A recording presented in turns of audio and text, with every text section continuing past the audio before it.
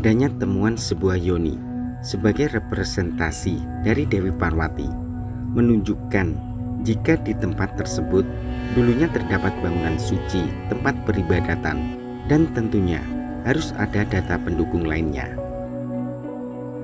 Meski lingga pasangan Zoni yang merupakan perwujudan Dewa Siwa, suami Dewi Parwati, tak ditemukan, akan tetapi keberadaan simbol organ feminin tersebut dapat diidentifikasi adanya candi beraliran Hindu. Lingga dan Zoni, dua kata ini sangat sakral serta memiliki filosofi mendalam bagi sebagian orang, terutama bagi pemeluk Hindu. Lingga adalah pilar cahaya, simbol benih dari segala sesuatu yang ada di alam semesta. Dewa Siwa kerap digambarkan sebagai sosok lingga yang mengandung energi penciptaan dan simbol organ maskulin. Namun energi itu akan berfungsi jika disatukan dengan sakti dalam wujud yoni. Dari narasi singkat di atas dapat diinterpretasikan jika adanya yoni yang biasa berpasangan dengan lingga adalah sebuah sarana peribadatan untuk melakukan pemujaan terhadap Dewa Siwa pada masa lalu.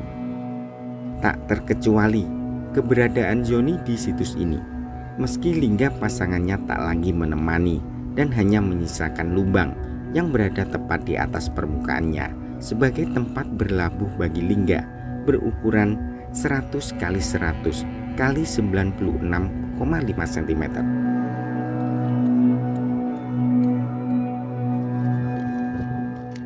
Dilansir dari Detik.com, arkeolog Balai Pelestarian Cagar Budaya BPCB Jawa Timur Muhammad Ikhwan mengatakan, situs yang terletak di tengah area persawahan Desa Dukuh Dimoro, Kecamatan Mojo Agung, Kabupaten Jombang ini adalah bangunan suci agama Hindu Siwa.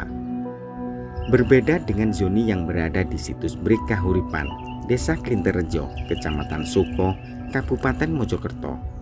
Yoni di situs Watu Kucur sangat sederhana karena yoni tersebut dibuat polos tanpa hiasan ukiran, sehingga belum bisa dipastikan situs Watu Kucur pada zaman dulu jadi tempat pemujaan bagi masyarakat kalangan apa.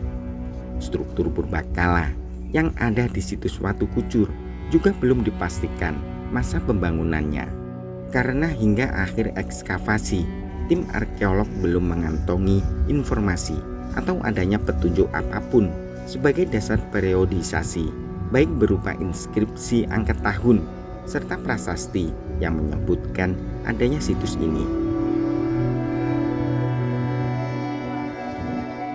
Periodisasi situs Watu Kucur baru sebatas menganalisis karakter bata merah yang dipakai untuk menyusun struktur bangunan suci.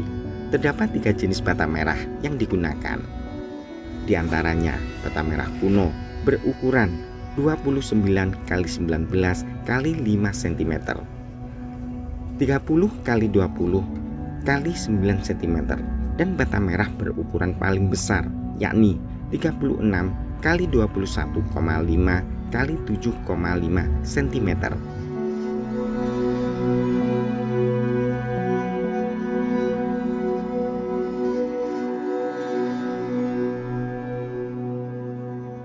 Meski masih diperlukan kajian dan penelitian yang lebih mendalam lagi, struktur bangunan suci di situs Watu Kucur diduga berasal dari peninggalan masa kerajaan Mataram kuno periode Jawa Timur. Tepatnya dibangun pada masa Empu Sindo, penguasa Medang, abad 10 Masehi. Hal itu berdasarkan lokasi situs Watu Kucur berada di sebelah barat, tak jauh dari Candi Brahu dan Candi Gentong, sekitar 1,5 km. Dimensi ukuran bata merah yang ada di situs Watu Kucur hampir sama dengan bata merah penyusun kedua bangunan suci yang berada di Desa Mejijong, Kecamatan Trowulan, Kabupaten Mojokerto. Candi Brahu dan Candi Gentong disebutkan dalam prasasti Alasantan, masanya Empu Sindo, tahun 929 hingga 947 Masehi. Sementara Kerajaan Majapahit baru berdiri tahun 1293 Masehi. Candi Brahu dan Candi Gentong diyakini tetap difungsikan sampai zaman Majapahit. Keduanya terletak di Wilwatiktapura atau kota Raja Majapahit. Walaupun di kota Raja Majapahit terdapat bangunan suci sebelum Majapahit.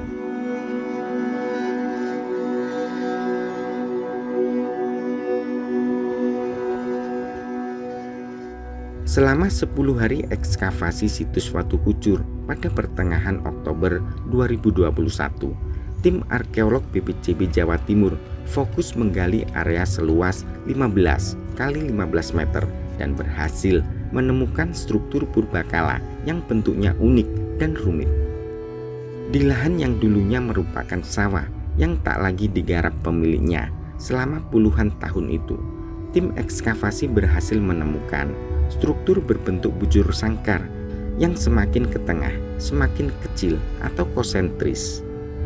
Struktur paling luar atau yang paling besar mempunyai ketebalan 120 cm dengan tinggi 49 cm. Panjang masing-masing sisi kurang lebih 11 hingga 12 meter dan terpisah 82 cm dengan struktur yang kedua. Sementara bangunan kedua dengan ketebalan tembok 87 cm dan tinggi 49 cm. Panjang masing-masing struktur kurang lebih 7 hingga 8 meter dan berjarak 105 cm dengan struktur bangunan yang paling kecil. Struktur tengah berukuran 350 kali 350 cm, tebal 58 cm dan tinggi 9 lapis bata merah. Bangunan dari bata merah kuno ini mengelilingi sebuah lubang berukuran 240 kali 240 cm dengan kedalaman 118 cm. Lubang yang berada tepat di tengah struktur ini merupakan sumuran bangunan suci. Namun di dalam sumuran yang biasa tertanam peripih tersebut, arkeolog tak mendapati apapun. Strukturnya pun telah rusak. Terdapat 5 lubang bekas perusakan yang dilakukan secara sengaja oleh orang-orang yang tak bertanggung jawab demi harta karun di dalamnya. Pada masa lalu, menurut Ikhwan, Yoni berada di atas lubang yang dikelilingi struktur tengah situs Watu Kucur. Berdasarkan keterangan warga, Yoni telah bergeser 2 kali dari posisi semula. Selain sumuran, saat ekskavasi, tim juga menemukan struktur tangga yang berada di sisi barat. Namun sayangnya, tak banyak data yang ditemukan di struktur itu karena kondisinya sudah rusak.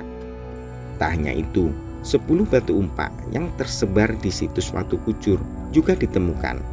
Masing-masing umpak berdimensi 58 kali 58 cm dan tinggi 46 cm. Terdapat lubang berdiameter 22 cm pada permukaannya, sehingga diindikasikan jika bangunan utama di situs Watu Kucur ini dulunya dilindungi oleh atap yang ditopang dengan penyanggah kayu. Itu dibuktikan dengan adanya temuan fragmen genting di kotak-kotak gali.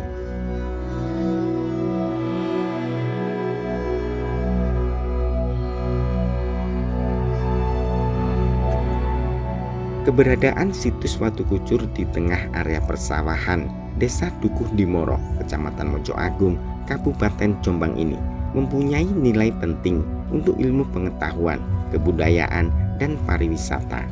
Untuk itu, diharapkan bagi para pemangku kebijakan untuk lebih serius menangani situs purbakala di tengah area persawahan ini.